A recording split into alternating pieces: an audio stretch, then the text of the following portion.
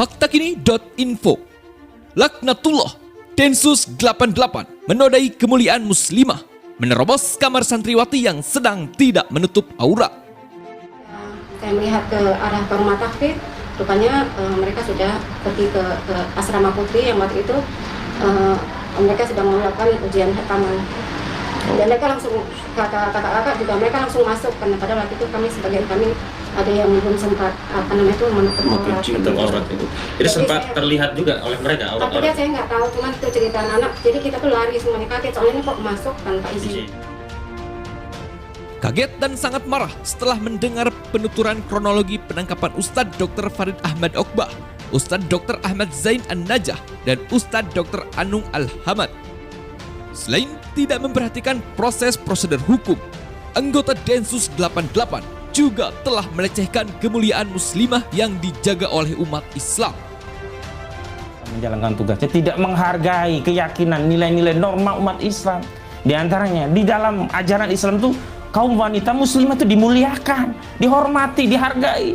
Makanya kalau kita mau masuk pintu rumah orang, di sana ada muslimah yang belum menutup auratnya, belum mengenakan jilbab, kita tahan tunda sampai dapat izin, sampai orang yang ada di dalam rumah mengenakan jilbab, menutup aurat sehingga siap untuk menerima tamu. Tidak seperti Densus nyelonong di pondok pesantren perempuan yang di sana semuanya muslimah, dan muslimah rata-rata kalau di dalam itu kan kehidupan khusus mereka bisa menanggalkan jilbabnya, sebagian aurat mereka bisa terlihat. Dan ini masuk, Densus masuk ke sana.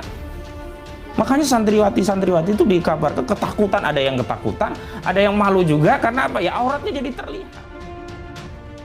Betapa tidak, anggota Densus 88 pada saat subuh menerobos masuk ke lingkungan pondok dan masuk tanpa izin ke ruangan santriwati yang sedang tidak menutup aurat. Para santriwati yang merupakan muslimah yang wajib dijaga auratnya diterobos kehormatannya dan tidak dihargai oleh Densus 88. Istri Ustadz Dr. Ahmad Zain An-Najah menceritakan betapa kaget dan ketakutannya para santriwati karena Densus 88 masuk tanpa izin dan memasuki ruangan privasi para santri hingga ke kamar pribadi Ustadz. Ini benar-benar merupakan pelecehan harkat dan kemuliaan muslimah dan kaum muslimin seluruhnya. Bukan hanya itu, perilaku Densus 88 ini wajib dievaluasi oleh Kapolri. Jika Kapolri tak ingin dianggap anti terhadap Islam, karena tindakan yang dilakukan oleh Densus 88 jauh dari kinerja yang profesional, transparan, menghormati harkat dan martabat setiap warga negara, dan tidak mengindahkan koridor syar'i yang diyakini oleh umat Islam.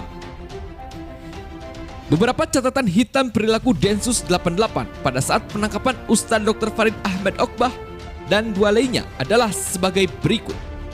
Pertama, Densus 88 tidak menunjukkan dan menyerahkan surat penangkapan kepada keluarga.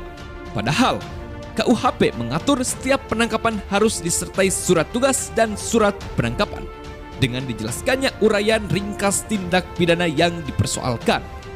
Padahal, berdasarkan ketentuan pasal 18 ayat 1 KUHP, pelaksanaan tugas penangkapan dilakukan oleh petugas Polri dengan memperlihatkan surat tugas, serta memberikan kepada tersangka surat perintah penangkapan yang mencantumkan identitas tersangka dan menyebutkan alasan penangkapan, serta uraian singkat perkara kejahatan yang dipersangkakan serta tempat ia diperiksa.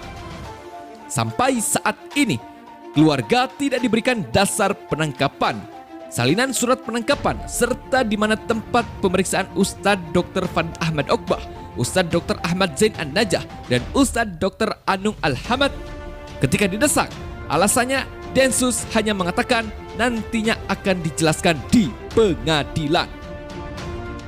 Kedua, berdasarkan ketentuan pasal 69 KUHP, disebutkan bahwa setelah seseorang ditangkap, maka dia berhak menghubungi dan didampingi oleh seseorang penasihat hukum atau pengacara. Namun, sampai saat ini, Ustadz Dr. Farid Ahmad Okbah, Ustadz Dr. Ahmad Zain An-Najah, dan Ustadz Dr. Anung Al-Hamad tidak dapat menghubungi pengacara, dan pengacara juga tidak dapat melaksanakan fungsi-fungsi pembelaan. Saat ini, pengacara hanya mampu mendampingi keluarga dan memberikan keterangan. dan memberikan ketentraman agar dapat sabar dan tentram menghadapi ujian. Tim pengacara belum dapat menemui para ustadz, apalagi memberikan pendampingan hukum kepada ketiganya.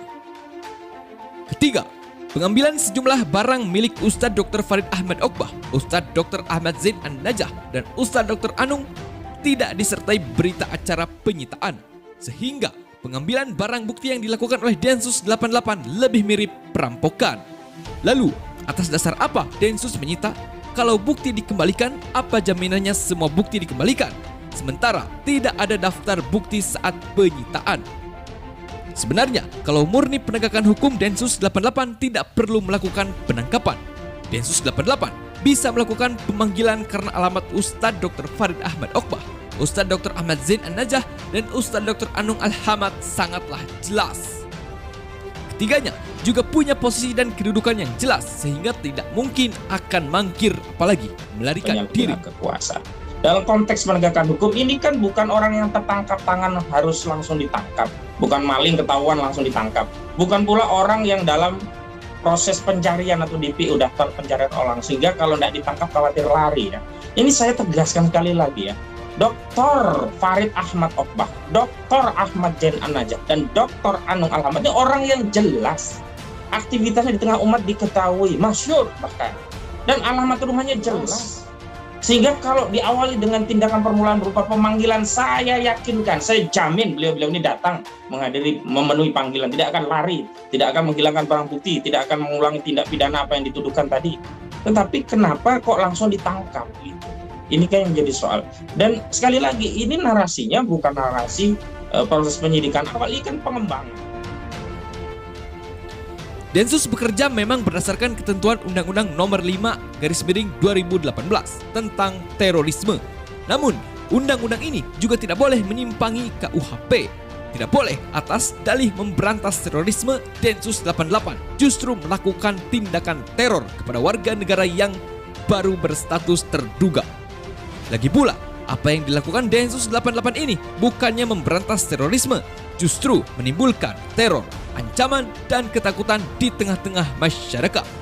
Karena itu, Jenderal Polisi Listio Sigit Prabowo wajib mengevaluasi kinerja Densus 88.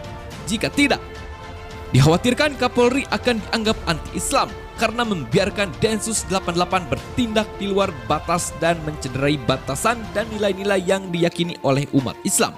Di antaranya, bagaimana memuliakan dan menghormati muslimah.